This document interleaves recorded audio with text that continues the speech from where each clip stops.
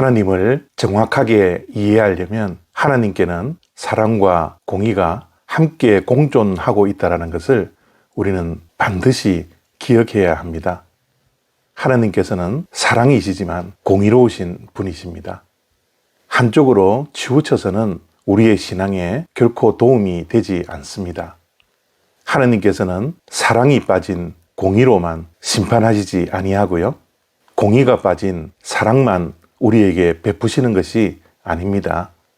십자가는 하나님의 사랑과 공의가 공존하고 있다는 사실을 우리에게 보여주시는 것이죠. 그래서 성경을 읽을 때도 하나님의 사랑과 함께 공의로우심을 늘 기억하며 성경을 보셔야 합니다. 예레미야애가 2장 1절에서 2절까지 말씀입니다. 슬프다. 주께서 어찌 그리 진노하사 딸 시온을 구름으로 덮으셨는가? 이스라엘의 아름다움을 하늘에서 땅에 던지셨으며 그의 진노의 날에 그의 발판을 기억하지 아니하셨도다. 주께서 야곱의 모든 거처들을 삼키시고 긍휼히 여기지 아니하셨으며 노하사 딸 유다의 견고한 성체들을 허물어 땅에 엎으시고 나라와 그 지도자들을 욕되게 하셨도다. 아멘. 예레미야 애가는 예레미야가 쓴 슬픈 노래입니다. 슬플 애자, 노래 가자를 쓰는 것이죠. 예레미야 애가를 우리가 잘 이해하기 위해서는 예레미야서를 먼저 우리가 잘 이해해야 합니다. 어쩌면 예레미야 애가는 예레미야의 후기라고 말씀드릴 수 있습니다. 선지자 예레미야는 유다의 멸망을 바라보며 슬퍼하며 노래를 했던 것이죠. 그래서 예레미야 애가에는 슬프다라는 단어가 몇 번 기록되어져 있습니다.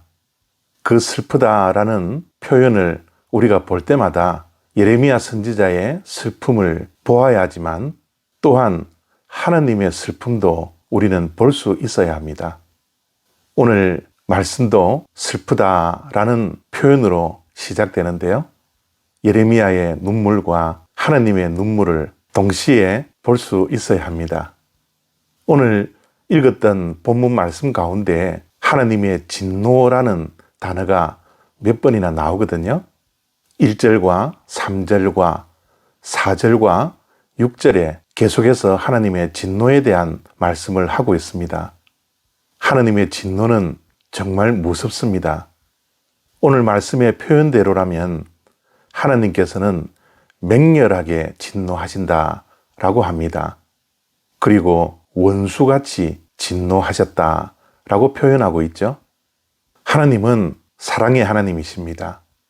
그래서 우리를 기다려 주시고 참아 주시고 인내하시면서 회개의 기회를 계속 주십니다.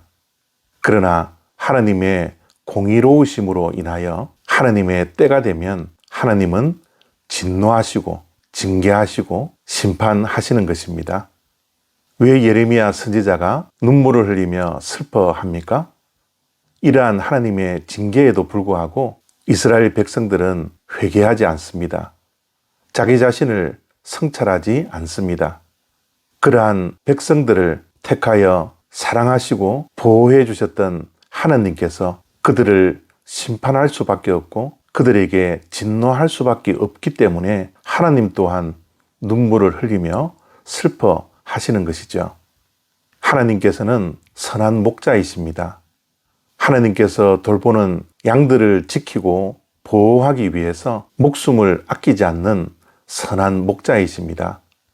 그러나 하나님은 공의의 하나님이시기에 죄의 값은 반드시 묻습니다. 만약 이러한 하나님의 공의가 없다면 그리고 하나님의 사랑만을 강조한다면 이 세상은 정말 엉망진창이 될 것입니다. 이 땅에서도 공정한 법의 집행이 없다면 얼마나 죄악이 많이 있겠습니까? 그래서 우리는 죄를 두려워할 수 있어야 합니다. 죄를 짓고 아무런 양심의 가책을 느끼지 않아서도 안 됩니다.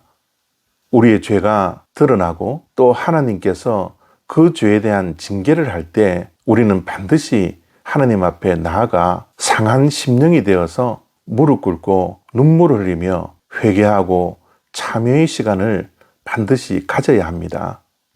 우리가 예레미야서와 예레미야 애가를 통하여서 하나님께서 우리에게 회개의 기회를 주실 때 다른 때는 다 놓친다 하더라도 회개의 때만큼 우리는 결코 놓쳐서는 안 된다는 것을 기억해야 합니다.